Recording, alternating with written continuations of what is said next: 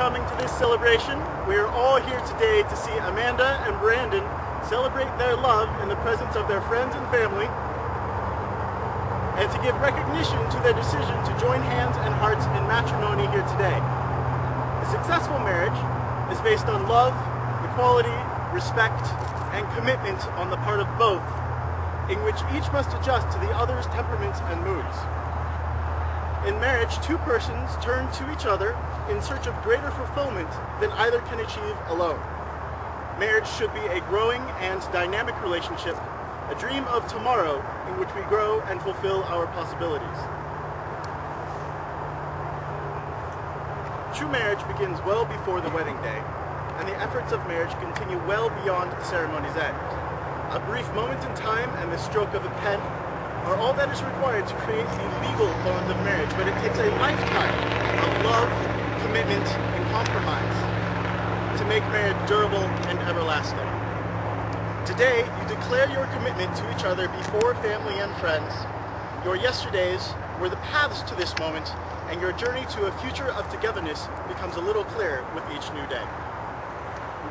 Now we're going to hear a reading from Morgan. Can we get Morgan to come up, please?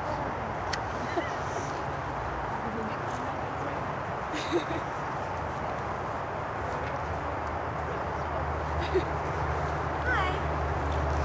I'm going to be reading The Road Goes Ever On by J.R.R. Tolkien. Roads go ever on, over rock and under tree, by caves where never sun has shone, by streams that never find the sea, over snow by winter's song, and through the merry flowers of June, over grass and over stone, and under mountains and the moon. Roads go ever, ever on, under cloud and under star, yet feet that wandering have gone, turn at last to home afar. Eyes that fire and sword have seen, and horror in the halls of stone, look at last on meadows green, and trees and hills they own.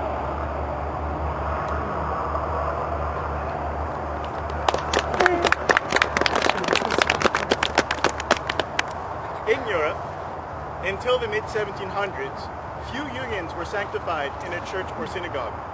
Rather, they were celebrated by a simple hand-fasting ceremony in which the two partners joined hands over the village anvil, in the fields, or in the groves of trees. The couple would link hands to form an infinite circle, and then their hands or wrists would be bound together, symbolizing the binding together of their two lives into one. It is from this practice that tying the knot comes from.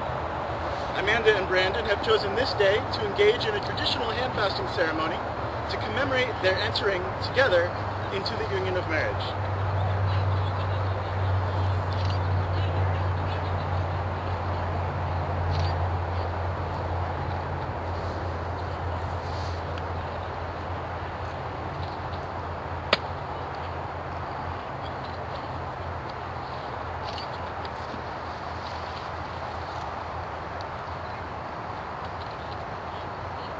These are the hands of your best friend, young, strong, and full of love for you, that are holding yours on your wedding day as you promise to love one another.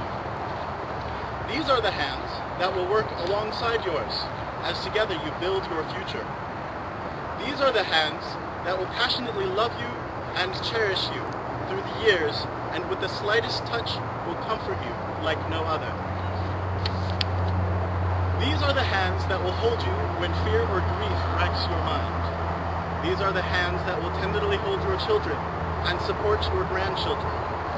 These are the hands that will help you hold your family as one. These are the hands that will give you strength when you need it. And lastly, these are the hands that, even when wrinkled and aged, will still be reaching for yours, still giving you the same unspoken tenderness with just a touch. As this knot is tied, so are your lives now bound. Woven into this cord, into its very fibers, are all of the hopes of your friends and family, and of yourselves for your life together. With the entwining of this knot, do I tie all the desires, dreams, love, and happiness wished here in this place to your lives for as long as love shall last.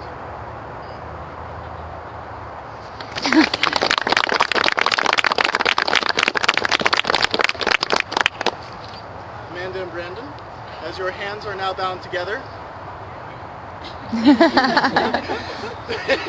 So quick!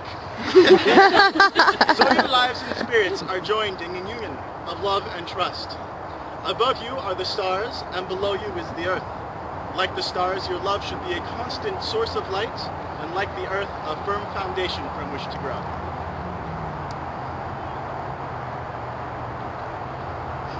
Raise your hands. This is important.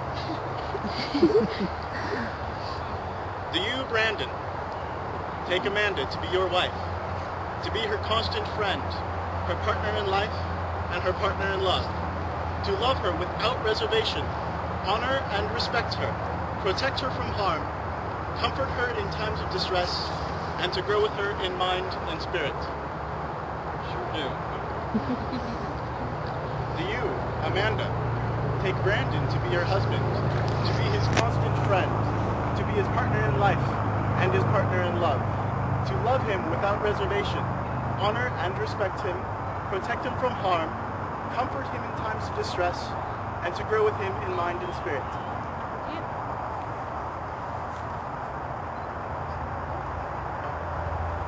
For thousands of years, lovers have exchanged rings as a token of their vows. These simple bands are not of great value themselves, but instead are made precious by your wearing of them. They are worn on the third finger, which your lives are... They're worn on the third finger because of an ancient belief that a vein from that finger goes directly to the heart, thus connecting emotion to physical body. A circle is the symbol of the sun and the earth and the universe. In these rings, it is a symbol of unity, in which your lives are now joined in one unbroken circle, in which, wherever you go, you will always return to one another and to your togetherness. You may now exchange rings.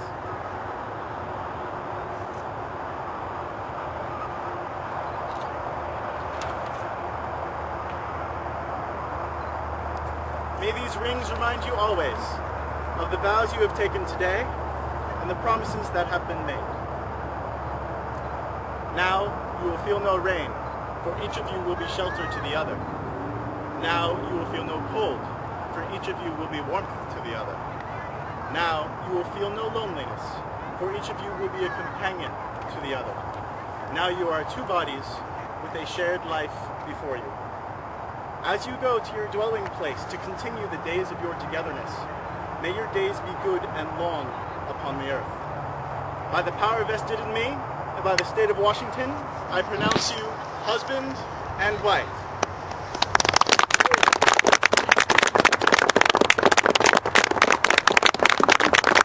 Family and friends, I now introduce to you for the first time legally recognized Bramanda.